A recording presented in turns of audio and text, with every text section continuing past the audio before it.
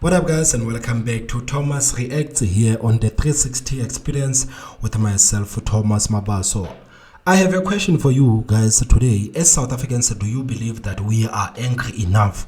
Are we angry enough at the direction that our country has taken? When you look at the fact that we are being led by people who don't know what they are doing.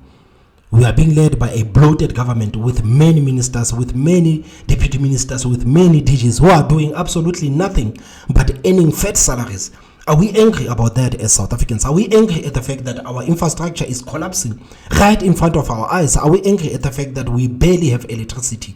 Are we angry at the fact that we are paying so much for electricity but we don't have electricity in our homes as South Africans? Are we angry at the fact that in 2023 we still have situations where people are dying because of cholera, because of dirty water in South Africa? Are we sick and tired of the fact that we still have young people who are dying in pit toilets in South Africa? Are we sick and tired of the high numbers of unemployment in South Africa? Man, there are so many issues. Are we sick and tired of our crumbling healthcare system? Are we sick and tired of a shame of our education system? Because an average young person in this country, they cannot read or write.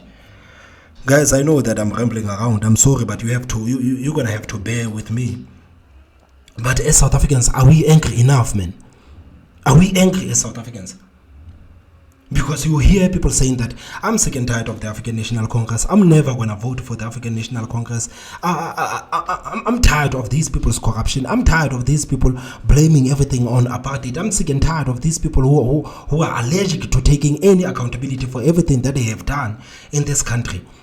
But when it comes time to actually do something about that, South Africans would rather sit at home and not vote. I mean, South Africans would rather go to the polls and vote for the African National Congress, or if they are mad at the African National Congress, they don't go to the polls and vote for an alternative. So we have a problem right now in our country where we have a large sum of people who are not even interested in participating in our political discord. We have a large number of people who are not even interested to have any political discord. You have young people, man. You look at young people, they don't give a damn about the fact that they are being led by a 74-year-old. Young people in this country are okay with the fact that a 74-year-old woman is the minister of young people in this country. They don't care about that. They don't care about that. They don't care about the fact that 60% of them are not working. It's insane what's happening in our country, man. So sometimes when I sit at home and I'm like, as South Africans, are we angry enough? Are we angry enough, or are we simply just gaslighting ourselves by acting like we are angry enough? Because if you are one of those patriots who are doing everything in their power to make sure that the African National Congress is no longer in power, the question I have for you is that, are you doing enough? Are you doing enough? If you are doing enough, how many people have you mobilized already right now going into 2024? Because if you really want to take the African National Congress out of power, you really have to go to those people who are not interested in voting and convince them to go to the polls and vote out the African National Congress. So if you are sick and tired of the African National Congress, have you done enough to show that you are sick and tired of the African National Congress? And if you are an average South African, do you believe that South Africans are angry enough? Have we had enough, man? Another controversial thing on Nohisho is black people were not oppressed properly in this country, because when you're oppressed properly, you need to get to a point where you say enough is enough. Enough is enough. Yeah. And are we at that point right now as South Africa? Are we at the point where we are saying that enough is enough? Are we there yet? When you're not willing to, because the Muslims go halal, the Jews go kosher, the white Afrikaners go white Afrikaans. That's why Ace Genoot is the highest selling magazine in the country, where Amapuno had 3 million. That's why Afrikaans fiction is the highest selling. That's why Afrikaans cinema has the highest grossing movies in the country. Small group of people, because they understand patriotism. And if you don't know suffering and you're still willing to sell out with your rand and your labor and you don't deserve anything, it means I was on more. We need to. Zimbabwe is still fine. In Zimbabwe, the black people, they can still grow their own food. Some South African are at the back of the net. George Floyd. And speaking about Zimbabwe, man, and speaking about Zimbabwe, looking at our education system, man, do you believe that if South Africa hits a bounce just like Zimbabwe, do you think that South Africans would survive just like Zimbabweans, man? Are we resilient? Are we resilient like Zimbabweans? You look at our education system, man. Are we resilient like Zimbabweans? Can we grow our own food? Are we growing our own food? We are not doing that right now in our country, man. We are not. So if South Africa goes to become the next Zimbabwe, which most people are predicting that is going to happen, that South Africa eventually is going to become the next Zimbabwe. So how are we going to get through that, guys? If it happens, how are we going to get through that? With the kind of education system we have, with the kind of young people we have who don't even want to participate in anything. So if South Africa hits a bounce just like Zimbabwe, how do you think that South Africa is going to respond to everything, man? Please tell me what you think on the comment section. Do you believe that South Africa would survive? Do you think that South Africans would survive? Do you think that South Africans have a spirit of patriotism and they will get through that? What are your thoughts, man? And then, so that when you leave them, when they breathe, they must be like, I'm only going to take a black South African breath. Otherwise, it's nothing. Fact. But Mauzo Dawa, but for me personally, that's for pro-black. Yeah. For me personally, I just realized the fight is actually good people against bad people. Yeah. And that's across races. So there are a lot of good black people, and I fight for them. There are a lot of good white people. The majority of white people, I believe, in South Africa are racist. And they believe they are superior to black people, and they don't understand their privilege, and they're in denial, and they're not willing to work with black people. They'll only work with a black person if the black person will be beneath them. They will never follow a black leader. They will vote DA even if the DA is a piece of shit. I've got no time for those white people. I want the white people who are like, Pen, I'm willing to follow you. Pen, if your mom cooks better stew, I'll eat your mom's stew. Yeah. The thing is that I think that as South Africans, man, the media in this country is playing such an evil role, making sure that South Africans don't get along. I'm saying this because as South Africans, we see each other through the lens of media. As South Africans, we don't know each other, man.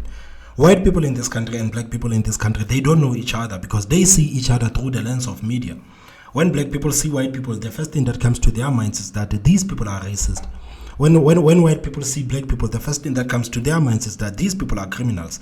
And these people are seeing each other through the lens of the media because as South Africans, we haven't spent time together because the media is not allowing us to spend time together. The politicians are not allowing South Africans to get to know each other. They keep riling up this whole thing of racism. They keep gaslighting people with racism because they don't want to see South Africans come together. So I forgive South Africans for feeling the way that they feel, whether you are a black person in this country or you are a white person in this country, and you are listening to the media, you are depending on the media for information. I forgive you because I understand that some of these things you see them through the lens of the media. I understand that many black people, when they see white people, the first thing that comes to their minds is the fact that these guys are racist. It is because of the media has played that role. And the same thing with white people seeing black people, and the first thing that comes to their minds is that these people are criminals and everything. It is because the South Africans, they don't know each other, man. I believe that South Africans are good people in general. We are beautiful people in general, but we are not being allowed to get to know each other, man. The media is not allowing us to get to know each other. That's why even right now, when you go to the malls, you see people looking at each other weird. They don't even want to strike up a conversation because that's what that is the kind of a role that the media has played. That is the kind of a role that the politicians have played, because even right now, the politicians, they don't want to see South Africans coming together, because South Africans coming together, it is the biggest threat to this political nonsense that is being happening in South Africa right now. South Africans coming together, it is the biggest threat to this political nonsense that has been happening right now. So for them to be there, they need to divide us. While we are busy fighting each other, they are there making sure that they are stealing everything that they can steal, man. It makes me so angry, guys. It makes me so angry, man.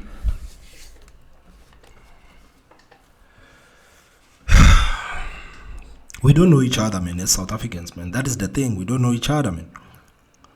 South Africans are not being allowed a chance to know each other. That's why South Africans are looking at each other through the lens of the media. That's why South Africans, when an average black person has a stereotypical ideology about an Indian, about a white person, about a Somali. The same thing happens with white people. About like that. Like, I forgive South Africans, man.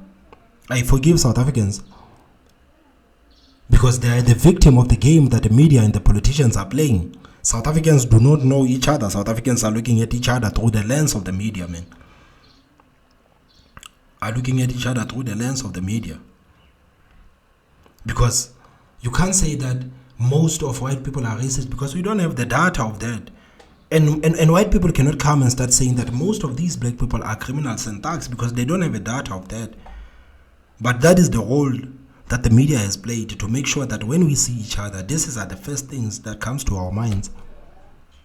Making sure that the people are divided, while the top 1% is eating everything that is eating and looting and stealing everything. It is so sad, man, to see that 30 years, guys, 30 years after the so-called democracy, man, South Africans are nowhere near the common ground. South Africans are nowhere near the common ground because we have politicians who are making sure that this rhetoric, man, we are spewing out this rhetoric. We are making sure that these people don't come together. I mean, you see these organizations, you see this all of these political parties and these smaller organizations that you don't know what their role is in this country. These guys are making sure that South Africans don't get to know each other, man. You need to see that, and I've seen that, and it makes me so mad that right now we have not been given a chance to get to know each other because the media is there pumping nonsense. The politicians are there pumping nonsense. All of these organizations are there pumping nonsense. It is so sad, man. It is very sad. Yeah, Pen, if Siya Kolisi is the best captain, I'm willing to let him lead me. But if as Ungamla, you're not willing to have merit, you deserve an ANC that's destroying the country. You deserve potholes. You deserve the apartheid legacy of a strong ESCOM, Cecil, Arms Corps. You deserve to have it destroyed because you're part of the problem. You're not willing to work with good black people to build a better country. So Herman Mashaba and Mmusi are claiming that they stand for that. They claim they're the good blacks. They've got this middle class tendencies that I don't understand. They're not willing to serve. This is why we're not sold. You need to be a servant. Yeah, they don't. They are not willing to serve. Guys, I've been saying this for days now that these political parties, these opposition parties are not ready to get their hands dirty, man. They are not ready to serve the people because you look at the Action SA, man, they keep having these conferences in Sandton, man. Just like when I was talking with that video to Rob Hersov, when Rob Hersov was talking about Ramaphosa. I mean, I wish Rob Hersov can see that video because I believe that there were some of the ideas that were good that Rob Hersov was speaking about. But the fact is that these guys, they are doing these seminars in Sandton, they are doing these seminars in high posh places, and they expect South Africans on the grassroots to understand them. And this is why South Africans are not sold on these political parties. This is the reason why we are not being sold, because these guys are not servants, man. They are not ready to serve. They are not ready to get their hands dirty. They are not ready to come to our township and speak to the people and open up a dialogue with our people and speak and hear the grievances that our people have. They are not ready for that. They keep doing these mainstream media interviews. They keep doing these conferences there in Sandton Convention Center. Man, you will never change the status quo in South Africa from Sandton Convention Center. You will never change the status quo in South Africa from Sandton Convention Center, man. If you want to change things in South Africa, you really have to come to the townships. You really have to come to these people who still value the idea of voting. You need to understand that in South Africa, a lot of people are in the townships, and these people, they still understand and cherish the value of voting. And these people are the older demographics, because we know that the younger ones, they don't care about the future of this country, but the older generation in our country, they still cherish the idea of going to vote. Maybe it is because these people were there in apartheid, so they understand the importance of voting. But when you look at young people, I don't even want to talk about young people. So these political parties are not ready to get their hands dirty. That's why in our township, no one knows these political parties. No one knows these political parties, man. They are not ready to serve. They are not ready to get their hands dirty. And they are fighting against the African National Congress, and the African National Congress man knows how to get its hands dirty. That's why I said that these political parties are not ready to fight with the African National Congress. They're not ready to take the fight from the African National Congress, mainly because they are not ready to serve and they are not ready to get their hands dirty. That's why they cannot be found in our townships. That's why they are only found there in Sandton, in Hyde Park, and in Sandton Convention Center. That's why they only exist there. It's because these guys are not ready to serve. They're not ready to serve. Some of these political parties that you guys are advocating for are not ready to serve. They're not ready to serve. The African National Congress will go out there, will blame everything on apartheid.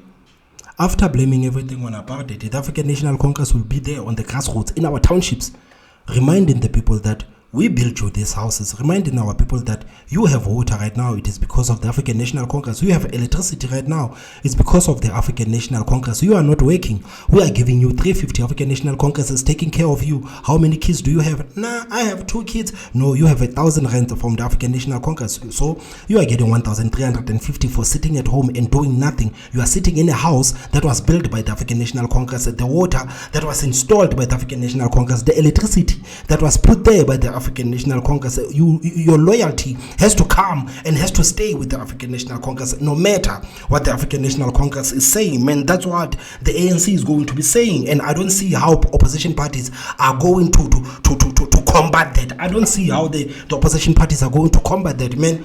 You've heard the Gauteng Premier saying that people must not judge the African National Congress on these past wasted 5 years of Ramaphosa. He said that the South Africans must judge the African National Congress of what they have done since 1994. So you have to understand that right now, the African National Congress is fighting for its existence. So they're going to remind people of every single little thing they have done for people. They are campaigning on judge us from what we have done from 1994. Don't judge us on these 5 wasted years of Ramaphosa. And if you believe that message is not going to work, you are sadly mistaken. This message is going to resonate well with our people, because our people are poor. Our people, most of them, they are depending on the African National Congress for houses. They are depending on the ANC for water. They are depending on the ANC for electricity. They are depending on the ANC for the grants. And these people will go out there to the polls and vote for the African National Congress. And before they even think about putting their X next to another party besides the African National Congress, man, they're going to think about all of these things. And before you even know it, their X will be next to the African National Congress. Opposition parties are not ready to serve. They are not ready to come to the townships. They are not the servants. They are not ready to serve. They are not ready to get their hands dirty. I don't see how they are going to take the fight from the African National Congress. I don't see how. You need to be a servant. You need to get your hands dirty. You need to be in the trenches. And if you're not in the trenches, and you're speaking from the suburbia, and you're still like, yeah, but me and my white wife were like, okay, it's a no from us. So it goes back to what you're saying, though. If why not vote for them? We're not voting. I'm not definitely going to vote. We're not sold. They're not serving. We need to serve, based on their language, man. I switch off same time. I believe I can capture you with a twang if I serve. But it's because I know you, though. No, it's that. But also, so Khumutu will speak about branding and clothing. When you're a politician or a leader, your branding has to be in how you look as a servant. You have to ask yourself, with all the American indoctrination, why do South Africans like Putin? Why do South Africans look at Kim and China and say, no, I'm shy. And you're like, the propaganda is so strong, but something inside you, it means there's something in your branding that is not considering some of the hurt and the pain. I wrote a tweet last week which said, I apologize to all the good black people who are upset that I contribute to AfriForum, who are upset when they see me with certain white people. Please understand that, I still care about you, and I'm not a sellout, and I'm trying to do good work, and I'm trying to build a nation. Thanks. So I think that post got like 400 likes, which makes me happy. But there were a lot of people that were just like, you don't have to apologize. And I understand propaganda. I have to apologize. some of these good black people are not sure. And they just want to hear that. It's like, Yeah, it's like, which intervale it's like when van you hy. speak to white people and you're like, guys, say sorry. But Pen, I wasn't there. Shut up. Just shut up. Like, I'm trying to... I speak to my sister Penrose. We've tried to explain to her that my mom and her have certain friction. And she's young. I'm a bit older. I've gotten to learn that my mom speaks French. And if you want my mom, it's chulu. Melu, hey, bonjour, mon amour. And she's like, hey, and she's like, Fanami, so my sister comes with English. Mom, I want stew. And my mom gets angry. Bonjour. My sister's like, no, I want stew. Hello, how are you? And I'm trying to school her to say, Olit Lago comes from another time. Yeah. Change your language. If you want her to behave in a certain way. And she's fighting. I'm like, it's because you're young, but you must learn. So Yeah, I also change. what I'm trying to say to these white people is, you don't even need to be sincere. Because maybe you're not. Maybe you're not apologetic. Maybe you appreciate the privilege. Because in the world, stoicism, you have to dominate and oppress and whatever. But if you are trying to get black people to vote DA, Freedom Front, if you want black people to work with you, you have to humble yourself and speak their language. Because if you refuse, no, Pen, we can't. I'm like, when they come, when they come and murder you and bomb you tomorrow, don't expect any sympathy from me. Because you weren't willing to do the basic, which is just say sorry. Pen, fuck And that that's what- bitch. and that's what- Fuck that bitch. I'm like, Donna, just say sorry, bro. Yeah, but look, the reason I cheated was because I'm like, Hey. fuck why you cheated. I might understand, but just say to your woman, I'm really sorry for what I did. She may not forgive you, she may not think, but Say sorry. trust me, it goes a long way. Just say so. Just say, I'm sorry. But you weren't there during apartheid, I know. But sorry. when I look at the atrocities of what my race did, Yeah. I'm sorry. So guys, what are your thoughts, man? What are your thoughts on that? Because going forward, they are no longer discussing this issue. So what are your thoughts, man, on this whole thing? Do you think that South Africans have heard enough? Do you think that we've heard enough as South Africans, man? Because South Africans, man, there's no unity amongst us, man. There's no unity amongst us as South Africans. It is so easy for us to be divided. And how long are we going to sit back and allow these guys to divide us? How long are we going to sit back and allow the media and the politicians to divide us as a country, man? Are we angry enough, man, as South Africans about everything that has been happening, man? Are we angry enough? So that is my question that I have for you guys. Please tell me what you think about this whole segment on the comment section. Don't forget to hit that like button. And the most important part, guys, don't forget to subscribe. My name is Thomas Mabaso, and I will see you next time. Bye-bye.